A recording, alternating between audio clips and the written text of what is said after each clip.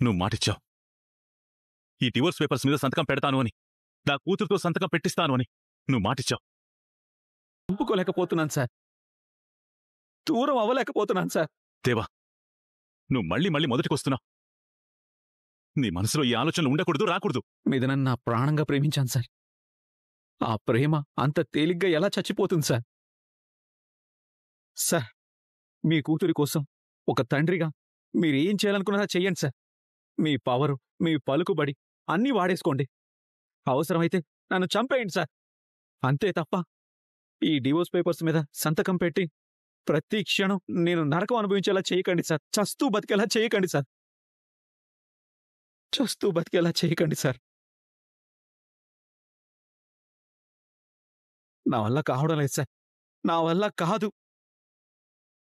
మిథున లేకుండా బతకడం నా వల్ల కాదు సార్. మిథునని దూరం చేసుకుని ప్రాణాలతో ఉండడం నా వల్ల కాదు సార్. నా వల్ల కాదు సార్. నా వల్ల కాదు. ఇది నిజం. ఇది నిన్ను బ్లాక్మెయిల్ చేయడానికి ఇలా చెప్పట్లేదు. ఒక ఆడపిల్ల తండ్రిగా నువ్వు నా కూతురికి మెట్టెలు తొడగడాన్ని తట్టుకోలేక ఇక్కడే ప్రాణాలు తీసుకుంటా. నువ్వు బలవంతంగా తాళి కట్టావు. అది చట్టబద్ధంగా పెళ్ళవదు. అనుకోకుండా నా కూతురు మెళ్ళలో నల్లపూసలు పడ్డాయి. అది శాస్త్రబద్ధం కూడా కాదు. కాని ఇప్పుడు నువ్వు మెట్టెలు తొడిగితే పెళ్లికి పరిపూర్ణత ఏర్పడుతుంది. నా కూతుర్ని నీకు భార్యను చేసి నువ్వు నా కూతురికి మెట్టెలు తొడిగితే ఇదే కోనేట్లో నా శవాన్ని చూస్తావు. ఒక ఆడపిల్ల తండ్రిగా నువ్వు నా కూతురికి మెట్టెలు తొడగడాన్ని తట్టుకోలేక ఇక్కడే ప్రాణాలు తీసుకుంటా. నా కూతుర్ని పోగొట్టుకుని బాధపడ్డం కంటే అంతకంటే ముందే నా ప్రాణాలు తీసేసుకుంటాను.